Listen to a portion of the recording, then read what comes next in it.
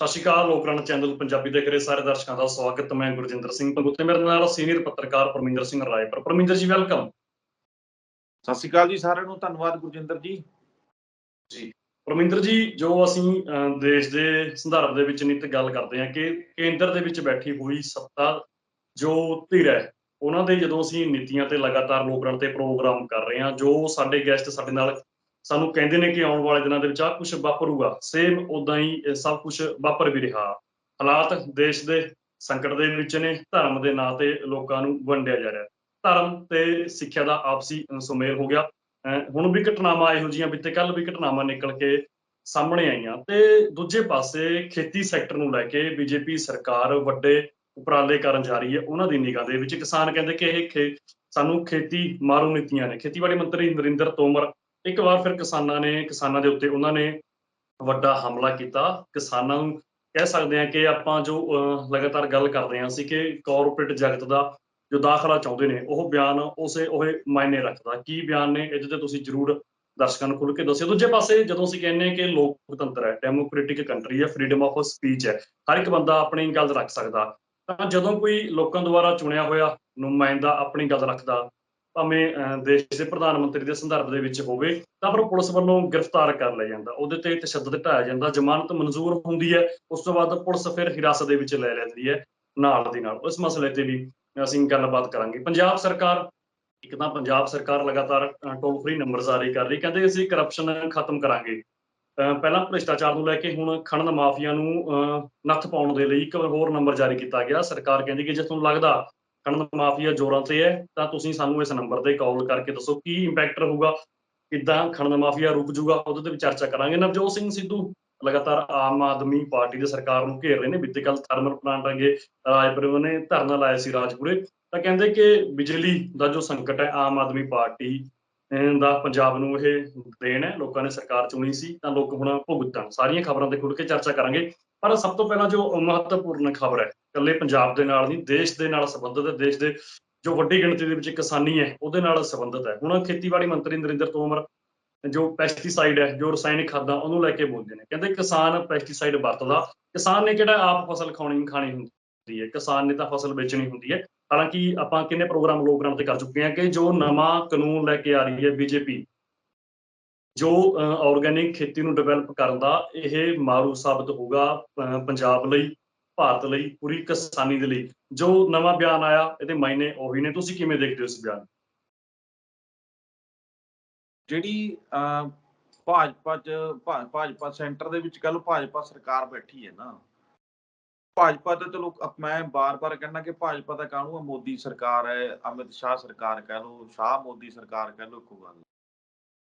ਉਹਨਾਂ ਨੇ ਜੋ ਆਪਾਂ ਕਹਿ ਸਕਦੇ ਹਾਂ ਕਿ ਸਰਕਾਰ ਦੇ ਤੌਰ ਤੇ ਵਿਚਰਦਿਆਂ ਇਹਨਾਂ ਦੋ ਬੰਦਿਆਂ ਨੇ ਜੋ ਕਾਨੂੰਨ ਬਣਾਤੇ, ਜੋ ਫੈਸਲੇ ਲੈ ਲਏ, ਤੇ ਬਾਕੀ ਜਿਹੜੀ ਟੀਮ ਹੈਗੀ ਆ ਉਹ ਮੋਦੀ ਟੀਮ ਕਹਿ ਲਓ ਜਾਂ ਅਮਿਤ ਮੋਦੀ ਟੀਮ ਕਹਿ ਲਓ, ਸ਼ਾਹ ਮੋਦੀ ਟੀਮ ਕਹਿ ਲਓ, ਉਹਨਾਂ ਨੇ ਉਹਦੇ ਮਗਰ ਚੱਲਣਾ ਹੁੰਦਾ। ਉਸ ਟੀਮ ਦੀ ਡਿਊਟੀ ਹੈ ਇਹ ਕਿ ਉਹ ਪੈਰਵੀ ਕਰਨ, ਉਹਨਾਂ ਬਿਆਨਾਂ ਦੀ ਪੈਰਵੀ ਕਰਨ, ਉਹਨਾਂ ਫੈਸਲਿਆਂ ਦੀ ਜਿਹੜੇ ਮੋਦੀ ਨੇ ਜਾਂ ਸ਼ਾਹ ਨੇ ਲੈ ਲਏ ਫੈਸਲੇ, ਚਾਹੇ ਉਹ ਇਕੱਲੇ ਨੇ ਲੈ ਲਏ, ਚਾਹੇ ਰਲ ਕੇ ਲੈ ਲਏ।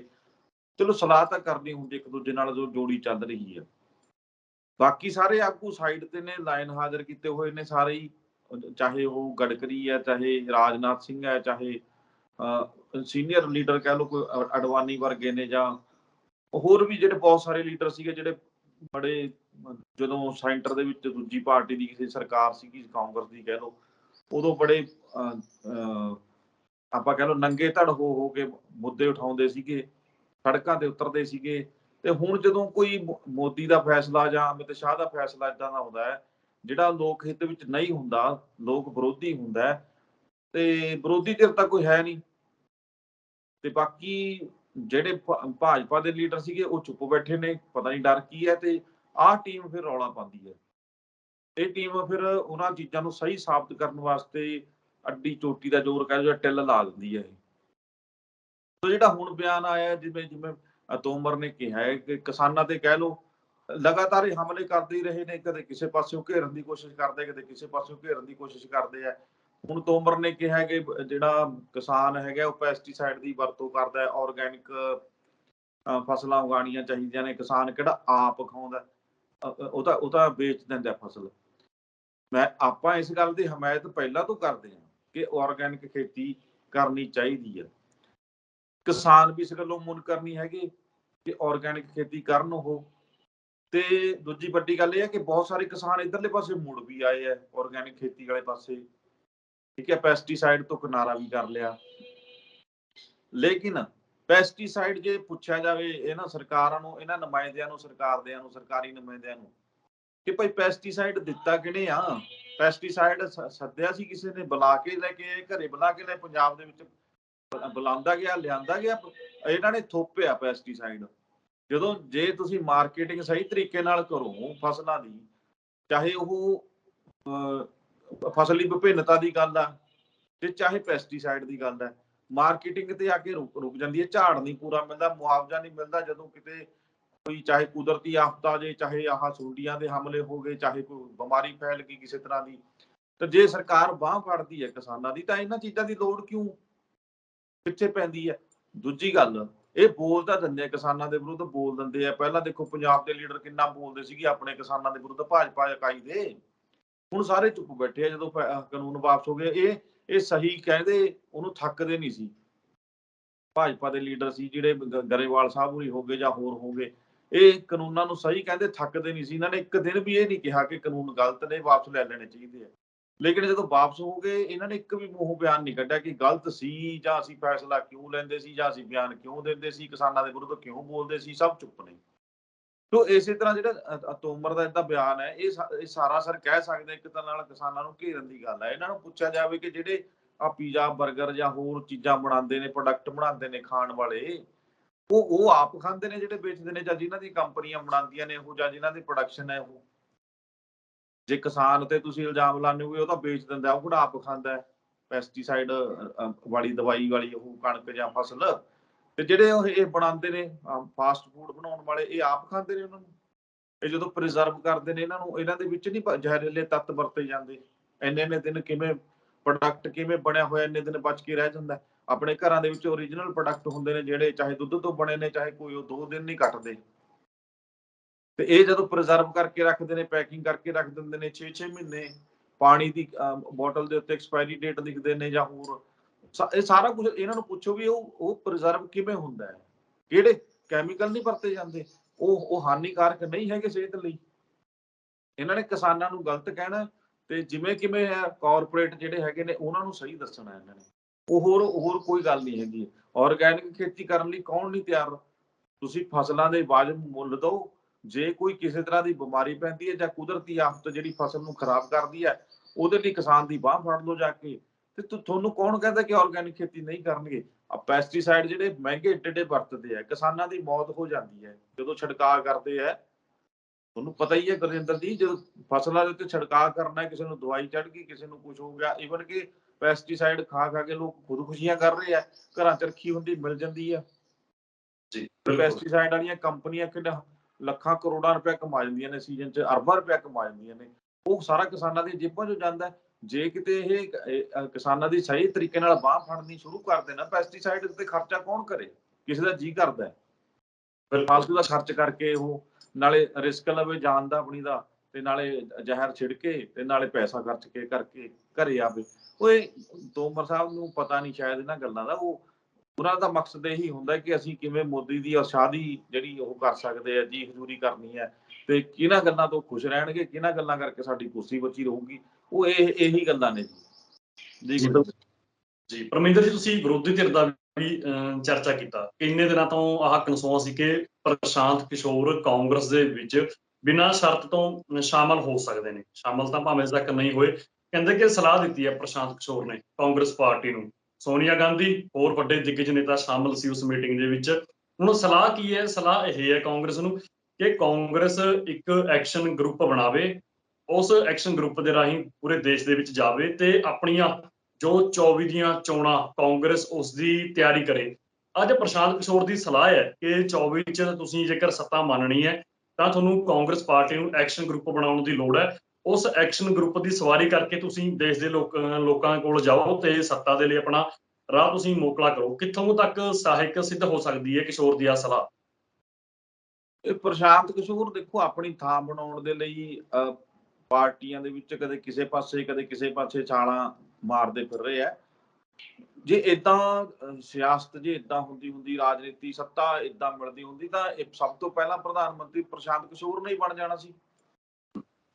ਜੇ ਇਸ ਤਰ੍ਹਾਂ ਕਰਨ ਨਾਲ ਜੇ ਇਹ ਤਕਨੀਕਾਂ ਵਰਤਣ ਨਾਲ ਕੋਈ ਪਾਰਟੀ ਉੱਪਰ ਆਂਦੀ ਹੈ ਤਾਂ ਇਹ ਪਾਰਟੀ ਨੂੰ ਕਿਉਂ ਫਾਇਦਾ ਦੇ ਰਿਹਾ ਹੈ ਪ੍ਰਸ਼ਾਂਤ ਕਿਸ਼ੋਰ? ਇਹ ਆਪ ਕਿਉਂ ਨਹੀਂ ਆਪਣੀ ਪਾਰਟੀ ਬਣਾ ਕੇ ਐਕਸ਼ਨ ਗਰੁੱਪ ਬਣਾ ਲਵੇ ਜਾਂ ਕਦੇ ਕਹਿੰਦਾ ਏਦਾਂ ਕਰੋਗੇ ਤਾਂ ਤੁਸੀਂ ਸੱਤਾ ਤੇ ਆ ਜਾਓਗੇ, ਮੇਰੇ ਆਹ ਗਣਿਤ ਆਹ ਕਹਿੰਦਾ ਇੰਨੀਆਂ ਸੀਟਾਂ ਇੱਥੋਂ ਮਿਲ ਜਾਣਗੀਆਂ। ਏਦਾਂ ਜੇ ਆਹ ਚੀਜ਼ ਹੈਗੀ ਹੈ ਤਾਂ ਤੂੰ ਪ੍ਰਧਾਨ ਮੰਤਰੀ ਭਰਾਵਾ ਕਿਉਂ ਨਹੀਂ ਬਣ ਜਾਂਦਾ? ਪ੍ਰਸ਼ਾਂਤ ਕਿਸ਼ੋਰ ਨੂੰ ਪੁੱਛੇ ਕੋਈ, ਆਪਦੀ ਪਾਰਟੀ ਬਣਾ ਕੇ ਸੱਤਾ ਤੇ ਕਿਉਂ ਨਹੀਂ ਕਾਬਜ ਹੋ ਜਾਂਦਾ? ਕੋਈ ਕੁਛ ਨਹੀਂ, ਇਸ ਤਰ੍ਹਾਂ ਦੇ ਅੰਕੜੇ ਉਂਕੜੇ ਕੁਛ ਨਹੀਂ ਹੁੰਦੇ, ਕੋਈ ਐਕਸ਼ਨ ਗਰੁੱਪ ਨਹੀਂ ਕੰਮ ਕਰਨਾ ਹੁੰਦਾ। ਇਹ ਸਭ ਪਤਾ ਇਹਨਾਂ ਨੂੰ, ਜੋ ਪੈਸੇ ਲੈ ਕੇ ਜਾਂ ਆਪਦੀ ਫੀਸ ਮੋਟੀ ਲੈ ਕੇ ਇਹਨਾਂ ਨੇ ਪਾਰਟੀਆਂ ਨੂੰ ਨਾਲ ਲਾ ਲੈਣਾ ਹੁੰਦਾ ਤੇ ਪਾਰਟੀਆਂ ਤੋਂ ਪੈਸਾ ਖਾ ਲੈਣਾ। ਦੂਜੀ ਗੱਲ ਹੈਗੀ ਹੈ ਕਿ ਪਾਰਟੀਆਂ ਦੇ ਵਿੱਚ ਬੈਠ ਕੇ ਆਪ ਸੱਤਾ ਵਰਗਾ ਆਨੰਦ ਮਾਣੀ ਜਾਣਾ ਹੁੰਦਾ। ਹੋਰ ਕੁਛ ਨਹੀਂ ਹੈ ਐਡਾ ਵੱਡਾ, ਏਦਾਂ ਕੁਛ ਨਹੀਂ, ਕੋਈ ਜਾਦੂ ਦੀ ਛੜੀ ਥੋੜੀ ਇਹਦੇ ਕੋਲ ਹੈਗੀ ਹੈ ਕਿ ਫਿਰ ਜੇ ਕੋਈ ਹੋਵੇ ਵੀ ਜਾਦੂ ਦੀ ਛੜੀ ਤਾਂ ਅਗਲਾ ਦੂਜੇ ਤੇ ਕਿਉਂ ਵਰਤੂ, ਪਹਿਲਾਂ ਆਪਣੇ ਤੇ ਵਰਤੂਗਾ ਨਾ। ਤੂੰ ਜਿਹੜੀ ਗੱਲ ਐਕਸ਼ਨ ਗਰੁੱਪ ਦੀ ਗੱਲ ਕਰਦਾ, ਇਹ ਉਹੀ ਪ੍ਰਸ਼ਾਂਤ ਕਿਸ਼ੋਰ ਹੈ ਜਿਹੜਾ ਦੱਸਦਾ ਹੁੰਦਾ ਸੀਗਾ ਕਿ ਜਿਹੜਾ ਭਾਜਪਾ ਨੂੰ ਹਟਾਉਣਾ ਇੰਨਾ ਸੌਖਾ ਨਹੀਂ, ਦੇਸ਼ ਦੇ ਵਿੱਚੋਂ ਸੱਤਾ ਤੋਂ ਲਾਂਭੇ ਕਰਨਾ। ਉਹੀ ਹੈ ਨਾ ਪ੍ਰਸ਼ਾਂਤ ਕਿਸ਼ੋਰ, ਇਹ ਜਿਹੜਾ ਕਹਿੰਦਾ ਹੁੰਦਾ ਸੀ ਕਿ ਇੱਕ ਵੋਟ ਬੈਂਕ ਜਿਹੜਾ ਹੈਗਾ ਭਾਜਪਾ ਨੇ ਉਹ ਕੈਪਚਰ ਕਰ ਲਿਆ, ਉਹਦੇ ਨਾਲ ਲੜਨਾ ਬਹੁਤ ਮੁਸ਼ਕਲ ਹੈ। ਦਹਾਕਿਆਂ ਤੱਕ ਕਹਿੰਦਾ ਸੀ ਭਾਜਪਾ ਸਰਕਾਰ ਉਹ ਕਰੂਗੀ, ਰਾਜ ਕਰੂਗੀ। ਤੇ ਜੇ ਭਾਜਪਾ ਨੇ ਰਾਜ ਕਰਨਾ ਫਿਰ ਕਾਂਗਰਸ ਵਾਲੇ ਪਾਸੇ ਕਿਉਂ ਭੱਜ ਰਿਹਾ ਹੈ? ਇਹ ਤਾਂ ਸਿਰਫ ਮੈਂ ਤਾਂ ਇਹ ਗੱਲ ਕਰਦਾ ਕਿ ਐਕਸ਼ਨ ਗਰੁੱਪ ਕਿਸੇ ਨੇ ਕੋਈ ਕੰਮ ਨਹੀਂ ਕਰਨਾ ਹੁੰਦਾ। ਅਗਰ ਲੋਕਾਂ ਦੀ ਗੱਲ ਕਰੋਗੇ ਤਾਂ ਲੋਕਾਂ ਨੇ ਸਰਕਾਰ ਬਣਾ ਦੇਣੀ ਹੁੰਦੀ ਹੈ। ਪੰਜਾਬ ਵਿੱਚ ਇਹਦਾ ਸਾਫ਼ ਸਪਸ਼ਟ ਗੱਲ ਹੈ, ਨਤੀਜਾ ਦੇਖ ਸਕਦੇ ਹੋ। ਪੰਜਾਬ ਦੇ ਵਿੱਚ, ਪੰਜਾਬ 'ਚ ਸੱਤਾ ਪਲਟਣ ਦਾ ਇੱਕੋ ਇੱਕ ਕਾਰਨ ਹੈ। ਉਹ ਕਾਰਨ ਹੈਗਾ ਕਿ ਜਿਹੜੀਆਂ ਰਵਾਇਤੀ ਪਾਰਟੀਆਂ ਸੀ ਉਹਨਾਂ ਨੂੰ ਦੇਖ ਲਿਆ ਸੀ, ਪਰਖ ਲਿਆ ਸੀ, ਉਹਨਾਂ ਨੇ ਕੱਖ ਨਹੀਂ ਕਰਿਆ ਪੰਜਾਬ ਦਾ। ਆਮ ਆਦਮੀ ਪਾਰਟੀ ਕਦੇ ਸੱਤਾ 'ਚ ਆਈ ਨਹੀਂ ਸੀ ਪੰਜਾਬ 'ਚ, ਤੇ ਫਿਰ ਜੇ ਆਮ ਆਦਮੀ ਪਾਰਟੀ ਸੱਤਾ 'ਚ ਨਹੀਂ ਆਈ ਸੀ ਕਦੇ ਪਹਿਲਾਂ, ਤੇ ਕੀ ਕਰੂਗੀ? ਉਹ ਐਕਸ਼ਨ ਗਰੁੱਪ ਬਣਾ ਵੀ ਲਵੇ ਜਾਂ ਕੁਝ ਹੋਰ ਕਰ ਲਵੇ, ਕਿ ਉਹਨੇ ਤਾਂ ਆਪਣੀ ਕਾਰਗੁਜ਼ਾਰੀ ਦਿਖਾਈ ਹੀ ਨਹੀਂ ਸੀ ਕਦੇ। ਲੋਕਾਂ ਨੇ ਪਲਟ ਕੇ ਉਹ ਤਾਂ ਮਾਰੇ ਹੈ ਪੁਰਾਣੇ ਕਿ ਉਹਨਾਂ ਨੇ ਲੋਕਾਂ ਲਈ ਕੰਮ ਨਹੀਂ ਕਰਿਆ। ਇਸੇ ਤਰ੍ਹਾਂ ਕਾਂਗਰਸ ਨੂੰ ਚਾਹੀਦਾ ਹੈ ਕਿ ਐਸੇ ਐਕਸ਼ਨ ਗਰੁੱਪ ਜਾਂ ਕੁਝ ਹੋਰ ਕਰਨ ਦੀ ਲੋੜ ਕੋਈ ਨਹੀਂ ਹੈ। ਲੋਕਾਂ ਦੇ, ਇਹਨਾਂ ਦੇ ਆਪਦੇ ਲੀਡਰ ਤਾਂ ਸੂਤ ਨਹੀਂ ਆਉਂਦੇ, ਉਹ ਤਾਂ ਕੁਰਸੀ ਪਿੱਛੇ ਮਰੇ ਫਿਰਦੇ ਨੇ। ਲੋਕਾਂ ਦੀ ਗੱਲ ਕਰਨ ਵਾਲਾ ਕਿਹੜਾ ਇੱਕ ਵੀ ਲੀਡਰ ਕਾਂਗਰਸ ਕੋਲ ਨਹੀਂ ਹੈਗਾ ਜਿਹੜਾ ਲੋਕਾਂ ਦੀ ਗੱਲ ਕਰਦਾ ਹੋਵੇ, ਅੱਜ ਲੋਕਾਂ ਦੇ ਹਿੱਤਾਂ ਦੇ ਲਈ ਲੜਦਾ ਹੋਵੇ ਜਿਹੜਾ, ਉਹ ਕੋਈ ਲੀਡਰ ਨਹੀਂ। ਸਭ ਘਰਾਂ 'ਚ ਬੜੇ ਬੈਠੇ ਆ, ਚਾਹੇ ਪੰਜਾਬ ਦੀ ਹਾਲਤ ਦੇਖ ਲਓ, ਚਾਹੇ ਨੈਸ਼ਨਲ ਲੈਵਲ ਤੇ ਦੇਖ ਲਓ ਤੁਸੀਂ, ਕਾਂਗਰਸ ਦਾ ਕਿਹੜਾ ਲੀਡਰ ਜਿਹੜਾ ਬਾਹਰ ਆ ਰਿਹਾ? ਬਿਲਕੁਲ ਸਭ ਬੈਠੇ ਜੀ। ਨੇ, ਔਰ ਸਾਰਿਆਂ ਦੇ ਬਿਆਨਬਾਜ਼ੀ ਤੁਸੀਂ ਪੜ੍ਹ ਲਓ ਅਖਬਾਰਾਂ 'ਚ, ਟੀਵੀ ਦੇ ਵਿੱਚ, ਸਾਰੇ ਆਪਣੀ ਪਾਰਟੀ ਔਰ ਆਪਣੇ ਲੋਕਾਂ ਦੇ ਵਿਰੁੱਧ ਬੋਲ ਰਹੇ ਨੇ, ਸਿਰਫ ਆਪਣੀ ਕੁਰਸੀ ਬਚਾਉਣ ਵਾਸਤੇ, ਸੱਤਾ ਬਚਾਉਣ ਵਾਸਤੇ, ਆਪਣੀ ਜਾਂ ਜਿਹੜੀ ਅਹੁਦਾ ਹੈ ਜਾਂ ਉਹਨਾਂ ਕੋਲ ਜੋ ਵੀ ਹੈਗਾ ਉਹਨੂੰ ਬਚਾਉਣ ਵਾਸਤੇ, ਸੁੱਖ ਸਹੂਲਤਾਂ ਜਾਂ ਐਸ਼ੋ ਆਰਾਮ ਦੀ ਜ਼ਿੰਦਗੀ ਬਚਾਉਣ ਵਾਸਤੇ ਲੜ ਰਹੇ ਨੇ। ਹੋਰ ਲੋਕਾਂ ਲਈ ਕੋਈ ਲੜ ਰਿਹਾ? ਐਕਸ਼ਨ ਗਰੁੱਪ ਕੀ ਕਰੂਗਾ? ਲੋਕਾਂ ਲਈ ਲੜ ਲਓ ਪਹਿਲਾਂ ਤੁਸੀਂ, ਲੋਕ ਹਿੱਤਾਂ ਦੀ ਗੱਲ ਕਰ ਲਓ, ਤੁਹਾਨੂੰ ਲੋਕ ਦੁਬਾਰੇ ਸੱਤਾ 'ਚ ਲੈ ਆਉਣਗੇ। ਹੋਰ ਕੋਈ ਦੂਜਾ ਚਾਰਾ ਨਹੀਂ ਹੈ। ਨਾ ਪ੍ਰਸ਼ਾਂਤ ਕਿਸ਼ੋਰ ਕੋਲ ਕੋਈ ਐਸੀ ਦਵਾਈ ਆ, ਨਾ ਜਾਦੂ ਦੀ ਛੜੀ ਹੈ, ਨਾ ਹੀ ਐਸਾ ਕੋਈ ਟ੍ਰਿਕ ਹੈ ਜਿਹੜਾ ਕੋਈ ਵਰਤ ਕੇ ਕਾਂਗਰਸ ਨੂੰ ਸੱਤਾ 'ਚ ਬਿਠਾ ਦੇਵੇ, ਭਾਜਪਾ ਨੂੰ ਲਾਂਭੇ ਕਰ ਦੇਵੇ। ਇਹ ਸਿਰਫ ਜੀ ਆਪਣੇ ਜਿਹੜੇ ਜਿਸ ਮਕਸਦ ਨਾਲ ਤੁਰੇ ਸੀ ਉਹ ਪ੍ਰਸ਼ਾਂਤ ਕਿਸ਼ੋਰ ਹੋਰੀ, ਉਸ ਨੂੰ ਪੂਰਾ ਕਰਨ ਵਾਸਤੇ ਆ। ਉਹ ਪਹਿਲਾਂ ਕਹਿੰਦੇ ਸੀ ਮੈਂ ਸਿਆਸਤ ਤੋਂ ਲਾਂਭੇ ਹੋ ਜਾਣਾ ਜੀ, ਹੁਣ ਉਹ ਕਹਿੰਦੇ ਕਿ ਕਿਤੇ ਨਾ ਕਿਤੇ ਮੇਰਾ ਹੱਥ ਪੈ ਜੇ, ਮੈਂ ਹੀ ਰਾਹੁਲ ਬਣ ਕੇ ਬੈਠ ਜਾ, ਜਾਣੀ ਕਿ ਪ੍ਰਧਾਨ ਬਣ ਕੇ ਬੈਠ ਜਾ। ਉਹ ਇਹ ਸੱਤਾ ਜਾਂ ਕਹਿ ਲਓ ਆਪਾਂ ਕਹਿ ਲਓ ਕਿ ਪਾਵਰ ਹਾਸਲ ਕਰਨ ਵਾਸਤੇ ਟ੍ਰਿਕ ਹੁੰਦੇ ਨੇ ਇਹਨਾਂ ਦੇ, ਉਹ ਵਰਤੀ ਜਾਂਦੇ ਨੇ, ਆਪਣੇ ਦੇ ਲਈ ਹੁੰਦੇ ਨੇ, ਇਹਨਾਂ ਦੇ ਲੋਕਾਂ ਦੇ ਲਈ ਨਹੀਂ ਹੈਗੇ। ਜੀ ਬਿਲਕੁਲ। ਪਰਮਿੰਦਰ ਜੀ ਕਹਿੰਦੇ ਕਿ ਡੈਮੋਕ੍ਰੇਸੀ ਦੀ ਆਹ ਖੂਬਸੂਰਤੀ ਹੈ ਕਿ ਵਿਰੋਧੀ ਧਿਰ ਦੇ ਵਿਚਾਰ ਹੁੰਦੇ ਆ। ਜਦੋਂ ਵਿਰੋਧੀ ਧਿਰ ਆਪਣੇ ਵਿਚਾਰ ਰੱਖਦੀ ਹੈ ਤਾਂ ਉਹਨੂੰ ਫਿਰ ਜੇਲ੍ਹ ਤੱਕ ਦਿੱਤਾ ਜਾਂਦਾ। ਆਹ ਕਿਤੇ ਸਮਾਂ ਐਮਰਜੈਂਸੀ ਤੋਂ ਘੱਟ ਥੋੜੀ ਨਾ। ਹੁਣ ਦੇਖੋ, ਗੁਜਰਾਤ ਤੋਂ ਆਜ਼ਾਦ ਜਿੱਤੇ ਹੋਏ ਨੌਜਵਾਨ MLA ਉਹ ਸਮਾਜ ਦੀ ਗੱਲ ਕਰਦੇ ਨੇ। ਉਹਨਾਂ ਨੇ ਇੱਕ ਟਵੀਟ ਕੀਤਾ ਦੇਸ਼ ਦੇ ਪ੍ਰਧਾਨ ਮੰਤਰੀ ਮਾਣਯੋਗ ਸ਼੍ਰੀ ਨਰਿੰਦਰ ਮੋਦੀ ਜੀ ਦੇ ਖਿਲਾਫ। ਉਹਨਾਂ ਨੇ ਲਿਖਿਆ ਕਿ ਪ੍ਰਧਾਨ ਮੰਤਰੀ ਦਾ ਗੌਡਸੇ ਦੇ ਨਾਲ ਉਹਨਾਂ ਨੇ ਜ਼ਿਕਰ ਕੀਤਾ ਕਿ ਗੌਡਸੇ ਨੂੰ ਉਹ ਰੱਬ ਮੰਨਦੇ ਨੇ। ਇਸ ਦੇ ਨਾਂ ਉੱਤੇ ਉਹਨਾਂ ਦੀ ਗ੍ਰਿਫਤਾਰੀ ਹੋ ਗਈ ਜਿਗਨੇਸ਼ ਮੇਵਾਨੀ ਦੀ। ਜਦੋਂ ਉਹਨਾਂ ਦੀ ਜ਼ਮਾਨਤ ਮਨਜ਼ੂਰ ਹੋਈ ਤਾਂ ਪ੍ਰਸ਼ਾਸਨ ਨੇ ਨਾਲ ਦੀ ਨਾਲ ਗ੍ਰਿਫਤਾਰ ਕਰ ਲਿਆ ਉਹਨਾਂ ਨੂੰ। ਇੱਕ ਕੇਸ ਹੋਰ ਪਾਤਾ ਉਹਨਾਂ ਦੇ ਕਿ ਅਧਿਕਾਰੀਆਂ ਦੇ ਨਾਲ ਬਦਸਲੂਕੀ ਕੀਤੀ ਹੈ। ਆਹ ਫਿਰ ਜੋ ਵਿਰੋਧੀ ਧਿਰ ਵਿਚਾਰ ਰੱਖਦੀ ਸੀ ਆਪਣੇ, ਹੁਣ ਦੇਖੋ ਵਿਰੋਧੀ ਧਿਰ ਵਿਚਾਰ ਰੱਖਦੀ ਹੈ ਤਾਂ ਅੱਜ ਹਾਲਾਤ ਕੀ ਨੇ, ਵਿਰੋਧੀ ਧਿਰ ਦੇ ਡਿਕਟੇਟਰਸ਼ਿਪ ਹੋ ਗਈ ਨਾ, ਹਿਟਲਰ ਸ਼ਾਹੀ ਤੋਂ ਘੱਟ ਰਾਜ ਥੋੜੀ ਹਿੰਦੁਸਤਾਨ ਦੇ ਵਿੱਚ ਕਿਤੇ। ਦੇਖੋ ਜਿਹੜੀ ਜਿਹੜੀ ਤੁਸੀਂ ਗੱਲ ਕੀਤੀ ਹੈ ਨਾ ਗੁਰਜਿੰਦਰ ਜੀ, ਕਿ ਫਰੀडम ਆਫ ਸਪੀਚ ਦੀ ਗੱਲ ਕਰਦੇ ਹੋ, ਬੋਲਣ ਦੀ ਆਜ਼ਾਦੀ, ਉਹ ਤਾਂ ਦੇਸ਼ ਦੇ ਵਿੱਚ ਕਿਤੇ ਵੀ ਨਹੀਂ ਦਿਖਦੀ। ਅੱਜ ਜੇ ਕਿਸੇ ਇੱਕ MLA ਤੇ ਗੁਜਰਾਤ ਦੇ ਉੱਤੇ ਤੇ ਕੋਈ ਕਾਰਵਾਈ ਹੁੰਦੀ ਹੈ, ਜਗਨੇਸ਼ਵਰ ਜਿਹਦਾ ਨਾਮ ਲਿਆ ਤੁਸੀਂ, ਉਹਦੇ ਤੇ ਜੇ ਕੋਈ ਕਾਰਵਾਈ ਹੋਈ ਹੈ ਬੋਲਣ ਕਰਕੇ ਹੋਈ ਹੈ, ਤਾਂ ਤੁਸੀਂ ਦੇਖੋ ਕਿ ਜਦੋਂ ਕਿਤੇ ਮੀਡੀਆ ਬੋਲਿਆ, ਜਦੋਂ ਕਿਤੇ ਕੋਈ ਇੱਕ ਅੱਧਾ ਮੀਡੀਆ ਬੋਲਿਆ, ਆਵਾਜ਼ ਬੁਲੰਦ ਕਰਨ ਦੀ ਕੋਸ਼ਿਸ਼ ਕੀਤੀ, ਉਹਨਾਂ ਤੇ ਅਟੈਕ ਹੋ ਗਏ। ਠੀਕ ਹੈ ਜੀ, ਉਹਨਾਂ ਨੂੰ ਲਾਂਭੇ ਕਰਤਾ। ਜਿਹੜੇ ਆਪਣੇ ਕਹਿ ਲਓ ਸੈਟੇਲਾਈਟ ਚੈਨਲ ਸੀਗੇ, ਇਹਨਾਂ ਨੂੰ ਹਟਾਤਾ, ਡਿਸ਼ਾਂ ਤੋਂ ਹਟਾਉਣ ਦੀ ਆਰਡਰ ਆ ਗਏ। ਠੀਕ ਹੈ, ਤੇ ਜਦੋਂ ਕਿਤੇ ਕਿਸੇ ਬੰਦੇ ਨੇ ਆਵਾਜ਼ ਬੁਲੰਦ ਕਰਨ ਦੀ ਕੋਸ਼ਿਸ਼ ਕੀਤੀ ਵੀ ਜ਼ੁਲਮ ਹੋ ਰਿਹਾ, ਤੁਸੀਂ ਗਲਤ ਕਰ ਰਹੇ ਹੋ, ਉਦੋਂ ਇਸ ਦੇਸ਼ ਧਰੋਹ ਦੇ ਪਰਚੇ ਦਿੱਤੇ, ਅੰਦਰ ਕਰਤੇ, ਜ਼ਮਾਨਤਾਂ ਨਹੀਂ ਹੋਈਆਂ। ਠੀਕ ਹੈ, ਪ੍ਰਾਪਰਟੀਆਂ ਸੀਜ਼ ਕਰਤੀਆਂ। ਤੇ ਇਹ ਤਾਂ ਅੱਜ ਦਾ ਥੋੜੀ ਹੈ, ਪਹਿਲਾਂ ਦਾ ਹੀ ਹੈ। ਹੁਣ ਜੇ ਤੁਸੀਂ ਗੱਲ ਕਰਦੇ ਹੋ ਕਿ ਇੱਕ ਤੇ ਜ਼ਮਾਨਤ ਹੋ ਗਈ, ਦੂਜਾ ਨਾਲ ਨਾਲ ਕੇਸ ਪਾਤਾ ਗਿਆ, ਇਹ ਤਾਂ ਹੁਣ ਜਦੋਂ ਸਰਕਾਰ ਚਾਹੁੰਦੀ ਆ ਕਿ ਇਸ ਤਰ੍ਹਾਂ ਦੇ ਬੰਦੇ ਸਾਹਮਣੇ ਹੀ ਨਾ ਹੁਣ, ਸਮਾਜ ਦੇ ਵਿੱਚ ਕੋਈ ਗਰਦਨ ਉੱਚੀ ਕਰ ਹੀ ਨਾ ਸਕੇ, ਕੋਈ ਬੋਲ ਹੀ ਨਾ ਸਕੇ, ਇਹ ਤਾਂ ਕਾਰਵਾਈਆਂ ਹੁੰਦੀਆਂ ਰਹਿਣੀਆਂ ਨੇ। ਇਹ ਤਾਂ ਲੋਕਾਂ ਨੂੰ ਚਾਹੀਦਾ ਹੈ, ਲੋਕ ਆਉਣ ਅੱਗੇ, ਲੋਕ ਸੋਚਣ ਕਿ ਸਾਡੇ ਲਈ ਕੀ ਕਰਿਆ, ਕਿਹਨੇ ਕਰਿਆ। ਤੇ ਆਹ ਬੰਦਾ ਜਿਹੜਾ ਬੋਲ ਰਿਹਾ, ਹੁਣ ਇੱਕ ਉਹ ਬਜ਼ੁਰਗ ਬੰਦਾ ਅੰਦਰ ਦਿੱਤਾ ਹੋਇਆ, ਬਿਮਾਰ ਹੋਣ ਦੇ ਬਾਵਜੂਦ ਵੀ ਉਹਦੀ ਜ਼ਮਾਨਤ ਨਹੀਂ ਪੂਰੀ।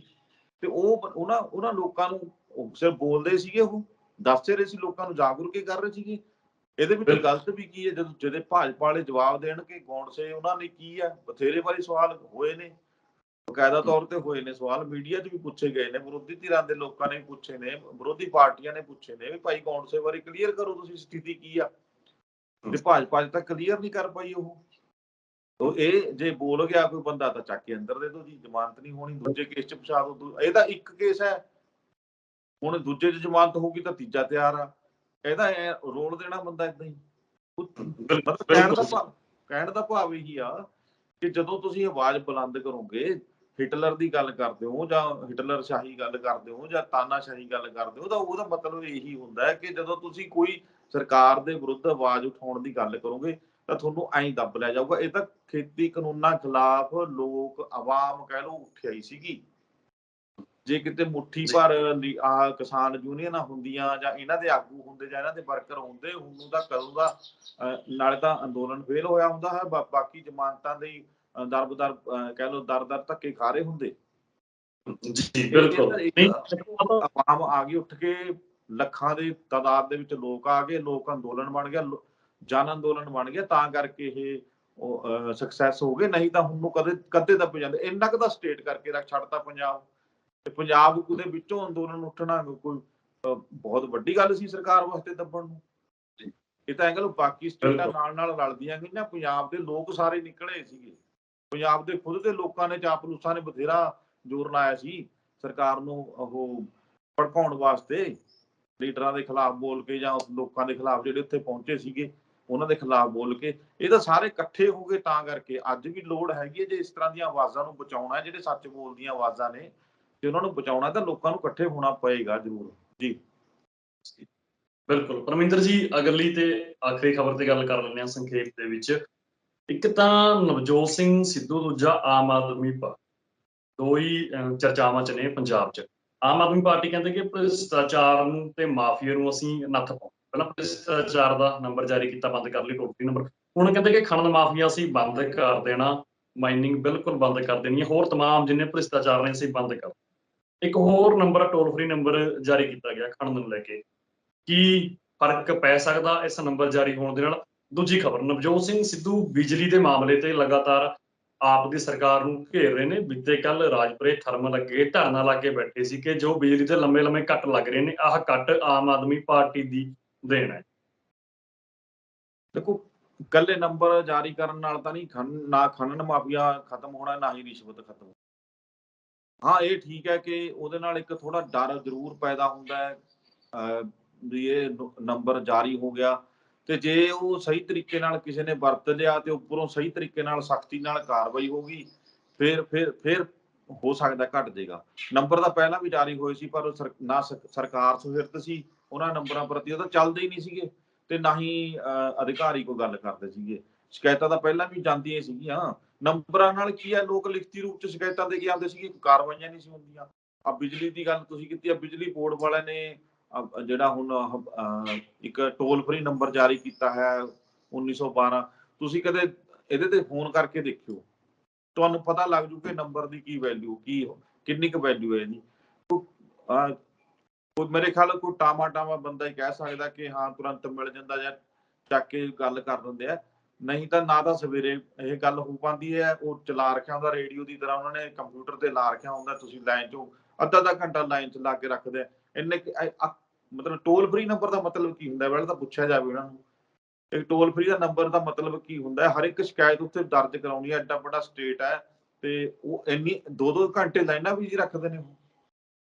ਮਤਲਬ ਕਹਿਣ ਦਾ ਸਖਤੀ ਹੁੰਦੀ ਹੈ ਇਹਦੇ ਵਿੱਚ। ਮੈਂ ਇੱਕ ਹੋਰ ਗੱਲ ਕਰ ਦੇਣਾ, ਜਦੋਂ ਕਿਤੇ ਕੋਈ ਸਰਕਾਰ ਸਖਤੀ ਕਰਦੀ ਹੈ, ਜੇ ਚਾਹੇ ਕੋਈ ਅਧਿਕਾਰੀ ਲਾ ਲਓ, ਸਰਕਾਰ ਛੱਡੋ, ਪਾਰਟੀਆਂ ਕਹਿਣਗੀਆਂ ਉਹਨਾਂ ਦੀ ਗੱਲ ਕਰਦਾ, ਜਦੋਂ ਕੋਈ ਪ੍ਰਸ਼ਾਸਨਿਕ ਅਧਿਕਾਰੀ ਜੇ ਸੁਹਿਰਦ ਹੁੰਦਾ ਜਿਹੜਾ ਬੰਦਾ, ਉਹ ਆ ਕੇ ਸਖਤੀ ਵਰਤਣੀ ਸ਼ੁਰੂ ਕਰ ਦਿੰਦਾ ਹੈ, ਤਾਂ ਲੋਕ ਪਤਾ ਕੀ ਹੈ, ਲੋਕਾਂ ਦਾ ਮਾਨਸਿਕ ਪੱਧਰ ਇੰਨਾ ਖਤਮ ਹੋ ਚੁੱਕਿਆ, ਡਿੱਗ ਚੁੱਕਿਆ ਹੈਗਾ, ਗਰਕ ਹੋ ਚੁੱਕਿਆ ਹੈ ਕਿ ਉਹ ਜੇ ਤਾਂ ਸਹੀ ਕਰ ਰਿਹਾ ਹੁੰਦਾ ਫਿਰ ਕਹਿੰਦੇ ਗਰੀਬ ਮਾਰ ਹੋ ਗਈ, ਹਨਾ। ਜੇ ਉਹ ਕਿਸੇ ਨੂੰ ਛੱਡ ਦਿੰਦਾ ਹੈ, ਕਹਿੰਦਾ ਲੈ ਆਹ ਦੇਖ ਲਓ 2 ਦਿਨ ਰੌਲਾ ਪਾਇਆ ਸੀ ਨੇ, ਛਾਲਾਂ ਮਾਰਿਆ ਸੀ, ਉਹ ਬੈਠ ਗਿਆ, ਕਰਦਾ ਕਾਰਵਾਈ। ਹੁਣ ਐ ਕਰਦਾ, ਉਹਨੂੰ ਮੇੜੇ ਮਾਰਨੇ ਸ਼ੁਰੂ ਹੋ ਜਾਂਦੇ ਨੇ। ਕਾਨੂੰਨ ਤਾਂ ਸਭ ਦੀ ਬਰਾਬਰ ਹੈ। ਜੇ ਕੋਈ ਇਲੀਗਲ ਗੱਲ ਕਰ ਰਿਹਾ, ਚਾਹੇ ਉਹ ਗਰੀਬ ਹੈ ਚਾਹੇ ਅਮੀਰ ਆ, ਉਹ ਤਾਂ ਫਿਰ ਬਰਾਬਰ ਹੋ ਗਿਆ ਨਾ। ਇਲੀਗਲ ਤਾਂ ਗੈਰ ਕਾਨੂੰਨੀ ਤਾਂ ਗੈਰ ਕਾਨੂੰਨੀ ਹੈ, ਚਾਹੇ ਖਨਨ ਮਾਫੀਆ, ਚਾਹੇ ਰਿਸ਼ਵਤ ਹੈ, ਚਾਹੇ ਟ੍ਰੈਫਿਕ ਰੂਲ ਨੇ, ਠੀਕ ਹੈ, ਚਾਹੇ ਕੁਝ ਵੀ ਆ, ਉਹ ਫਿਰ ਕਾਰਵਾਈ ਤਾਂ ਹੋਣੀ ਚਾਹੀਦੀ ਆ। ਨਜਾਇਜ਼ ਕਬਜ਼ਿਆਂ ਦੀ ਗੱਲ ਕਰਦੇ ਹੋ ਤੁਸੀਂ, ਨਜਾਇਜ਼ ਕਬਜ਼ੇ ਪਹਿਲਾਂ ਵੀ ਗੱਲ ਕੀਤੀ ਹੈ ਕਿ ਵੱਡੀਆਂ ਤਾਂ ਚਲੋ ਠੀਕ ਹੈ, ਜਿਨ੍ਹਾਂ ਕੋਲ ਹਜ਼ਾਰਾਂ ਏਕੜਾਂ ਲੱਭੀ ਉਹ ਵੀ ਗੈਰ ਕਾਨੂੰਨੀ ਹੈ, ਲੇਕਿਨ ਬੰਦਾ ਜੇ ਕੋਈ ਗਰੀਬ ਬੰਦਾ ਰੇਹੜੀ ਲਈ ਬੈਠਾ, ਉਹ ਵੀ ਤਾਂ ਗੈਰ ਕਾਨੂੰਨੀ ਹੈ। ਉਹ ਸਾਰੇ ਕਬਜ਼ੇ ਹਟਾਉਣੇ ਚਾਹੀਦੇ ਆ। ਏਦਾਂ ਜੇ ਕੋਈ ਚਾਹੇ ਕੋਈ ਮਿੱਟੀ ਰੇਤ ਜੇ ਕੋਈ ਲੈ ਕੇ ਜਾ ਰਿਹਾ ਗੈਰ ਕਾਨੂੰਨੀ ਤਰੀਕੇ ਨਾਲ, ਚਾਹੇ ਇੱਕ ਰੇਹੜੀ ਲੈ ਕੇ ਜਾ ਰਿਹਾ ਤੇ ਚਾਹੇ ਕੋਈ 10 ਟਰਾਲੇ ਲੈ ਕੇ ਜਾ ਰਿਹਾ ਤੇ ਚਾਹੇ ਕੋਈ ਵੱਡੇ ਟਿੱਪਰ ਲੈ ਕੇ ਜਾ ਰਿਹਾ, ਉਹ ਸਾਰਿਆਂ ਵਾਸਤੇ ਕਾਨੂੰਨ ਤਾਂ ਗੈਰ ਕਾਨੂੰਨੀ ਦੇ ਤੌਰ ਤੇ ਵਰਤਿਆ ਜਾਣ ਵਾਲਾ ਉਹ ਹੈ ਨਾ, ਉਹਨਾਂ ਦੇ ਖਿਲਾਫ ਤਾਂ ਕਾਰਵਾਈ ਹੋਏਗੀ।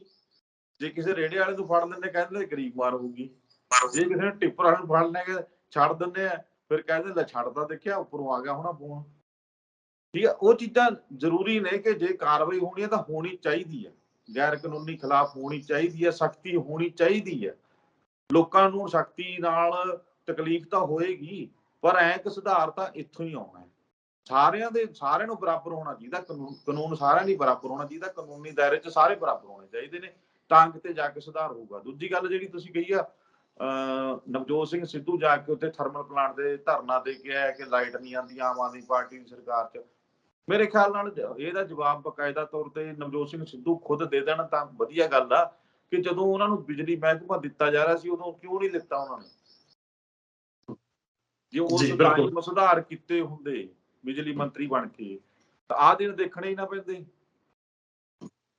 ਜੀ ਬਿਲਕੁਲ। ਦੇਖੋ ਇਹ ਚੀਜ਼ਾਂ ਜਦੋਂ ਆਪਣੇ ਤੇ ਆਉਂਦੀਆਂ ਨਾ, ਫਿਰ ਨਹੀਂ, ਫਿਰ ਸਭ ਚੁੱਪ ਕਰ ਜਾਂਦੇ ਨੇ।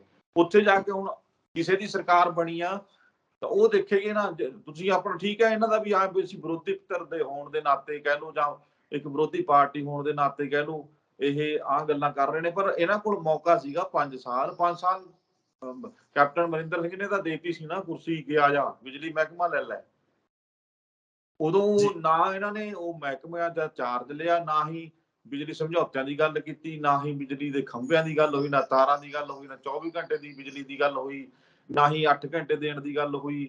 ਤੇ ਉਦੋਂ ਕਿਉਂ ਨਹੀਂ ਜਾ ਕੇ ਸੁਧਾਰ ਕੀਤੇ? ਮੌਕਾ ਸੀਗਾ। ਉਦੋਂ ਥਰਮਲ ਪਲਾਂਟਾਂ ਦੀ ਚੈਕਿੰਗ ਕਰਦੇ, ਉਦੋਂ ਬਿਜਲੀ ਸਮਝੌਤਿਆਂ ਦੀ ਜਾਂਚ ਕਰਦੇ, ਉਹ ਸਭ ਕੁਝ ਕਰਦੇ, ਉਦੋਂ ਮੇਨਟੇਨੈਂਸ ਕਰਵਾਉਂਦੇ ਲਾਈਨਾਂ ਦੀ।